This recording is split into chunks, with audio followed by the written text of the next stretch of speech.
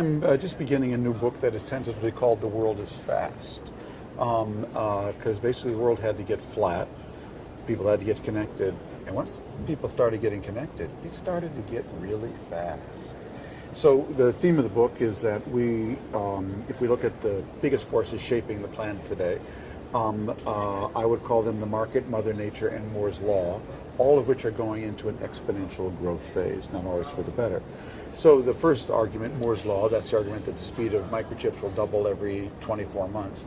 There was a very important book written last year by Andy McAfee and Eric Bryn-Jolson called The Second Machine Age.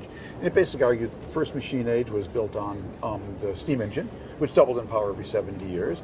And the second machine age, one we're in right now, is built on the microchip, which doubles in power every 24 months. And the argument they make in their book is that in the first machine age, human labor was needed to direct machines, and in the second machine age, human labor is increasingly substituted by machines, software, robots, etc. And that's the big challenge that we face. They use an image in their book of the chessboard. The man who invented chess gave the game to the king. King loved it, said, "How can I reward you?" The man said, "I want only one thing, Your Highness, to feed my family." King said, "It shall be done. What would you like?" He said, "I would like you to put just one kernel of rice on the first square of the chessboard, put 2 on the second, 4 on the next, 8 on the next, 16 on the next, just keep doubling it. My family will be fine." King said, "It shall be done," not realizing when you double something 63 times, the number you get is 18 quintillion. And what Bryn-Jolson and McAfee argue in their book is we just entered the second half of the chessboard with Moore's Law, where the doubling starts to get very high. And you start to see some really funky stuff, like machines that can win against the world's chess champion, machines that can win at Jeopardy, et cetera, et cetera. Well, as I thought about that, it struck me, so their argument is that we're in the second half of the chessboard with Moore's Law. I think we're also at the second half of the chessboard with Mother Nature. The population of the planet doubled in my lifetime. There were 3 billion people here in 1959. There were 6 billion in 1999. And we're heading, I now understand, to 11 billion. So that doubling is going on. The doubling of biodiversity extinction and fragmentation is going on partly as a product of that. And of course the doubling of climate change and the amount of carbon in the atmosphere. We're not quite at a doubling, but we're heading in that direction. So Mother Nature is in the second half of the chessboard. And at the same time, globalization entered the second half of the chessboard, very quietly disguised by the subprime crisis and 9/11 and wars in the Middle East. The world's plumbing has changed. We've actually gone from a connected world to a hyper-connected world, and from an interconnected world to an interdependent world. And that really changes many, many things. I like to tell people when I wrote The World is Flat in 2004, I wrote a new book in 2011. The first thing I did in 2011 was get the first edition of The World is Flat off my bookshelf just to remind myself what I had said. I opened it up to the index. The first edition of The World is Flat from 2004, I looked under A, B, C, D, E, F, F, A. Facebook wasn't in it. That's right, when I was running around the world saying the world is flat, we're all connected, Facebook didn't even exist. Twitter was still a sound. The cloud was still in the sky.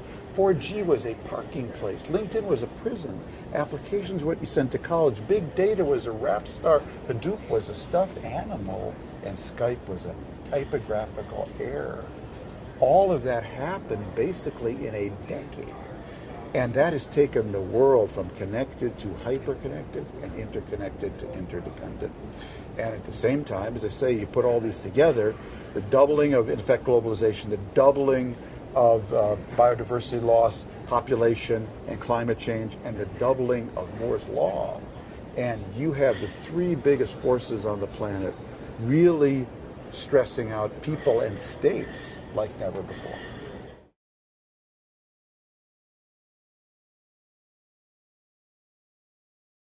Because basically, how do you protect yourself from this kind of doubling? You have to build resilient people and resilient environments. That's the only way. Otherwise, these things will eat right through your society. And protected areas are the foundation of a resilient, not only national environment, but a resilient global environment.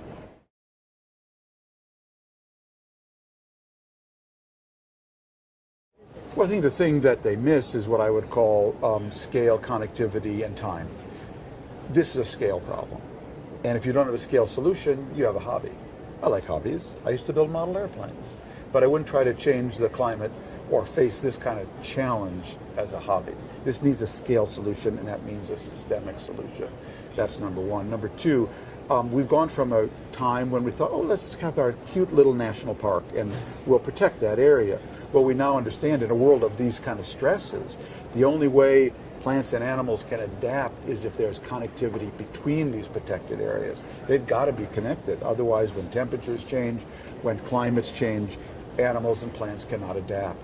And at the same time, this conference happens roughly every 10 years. And I'm sure 40 years ago when it started, 30 years ago, the term later was, well, we can do it now, we can do it later in 10 years at the next conference. Well, later is officially going to be removed from the English language, because in a world where markets, Mother Nature, and Moore's Law are all doubling, please protect what needs to be protected now, because later will be too late.